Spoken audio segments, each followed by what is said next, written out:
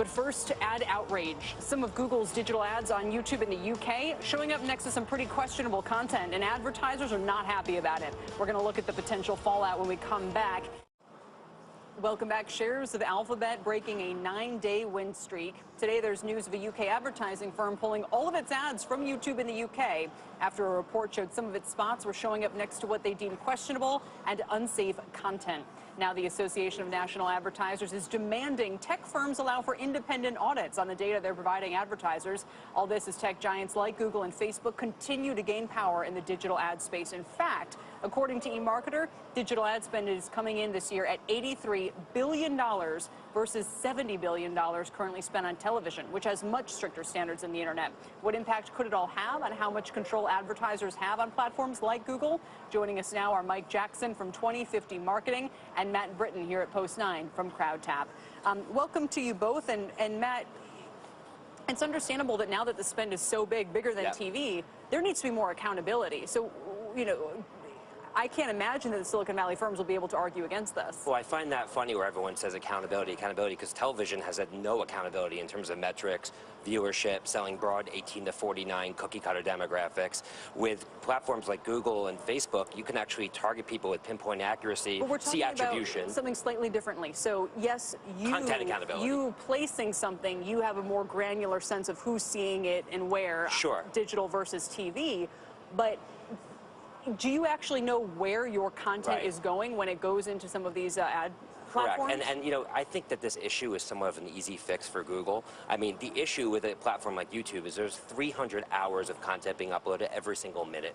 So it's incredibly hard for these platforms to keep up with the content and be able to properly categorize it as is this appropriate. We want to juxtapose this advertiser next to it. I do think once new technologies come about where you can have facial recognition and content recognition technologies that can analyze images and actually see the type of content it is, maybe then they'll catch it, but it doesn't exist yet. So it happens to be just a risk that a lot of advertisers have to take. Mike, so in the case being referenced here as well, there are a lot of established consumer brands whose ads might show up after a white nationalist, for example, and they were outraged. So should there be more accountability in the sense that firms will know if I'm putting my ads out there to this firm and they're putting it on one of these platforms, that that's not going to happen? Yeah, I agree. I think they need to adopt a zero tolerance policy. I mean, when you look at the sheer amount of ad spend that is being shifted to digital, I think it's just going to be imperative for Google and Facebook to figure it out. Irrespective of the amount of content being posted, if I'm an advertiser, I want to know what I'm paying for, and frankly, I want my brand represented on sites that I agree with.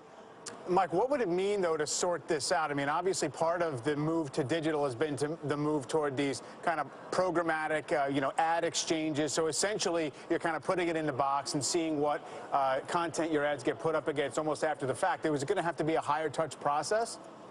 Well, you know, it's funny because there are huge benefits in your ability to, understand the data and use tools like dynamic targeting.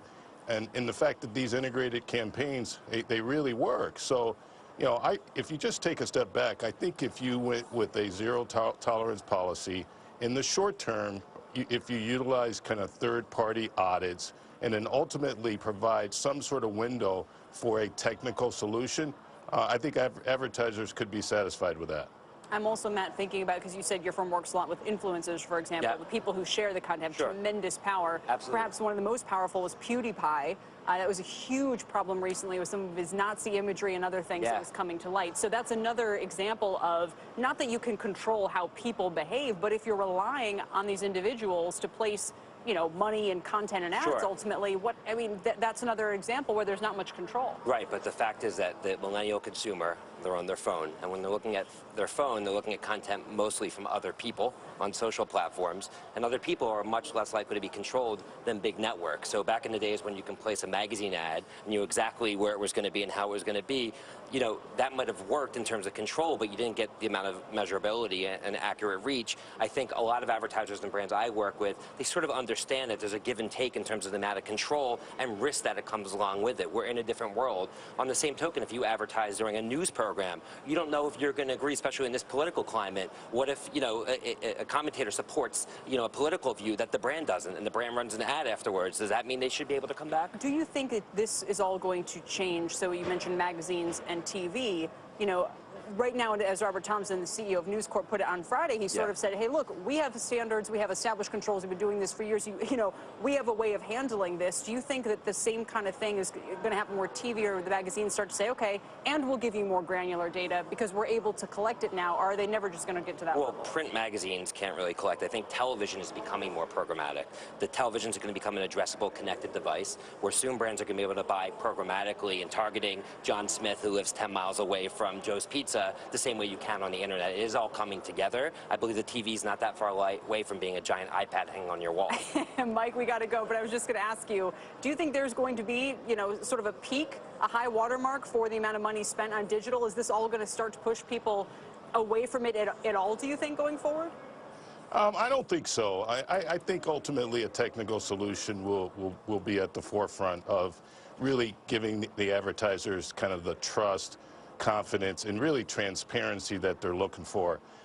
As was stated earlier, I mean, the most effective way to reach people that are in market for your product is via their mobile device. Yeah. And I think it's a challenge, but ultimately, I think Google and Facebook and others will figure it out.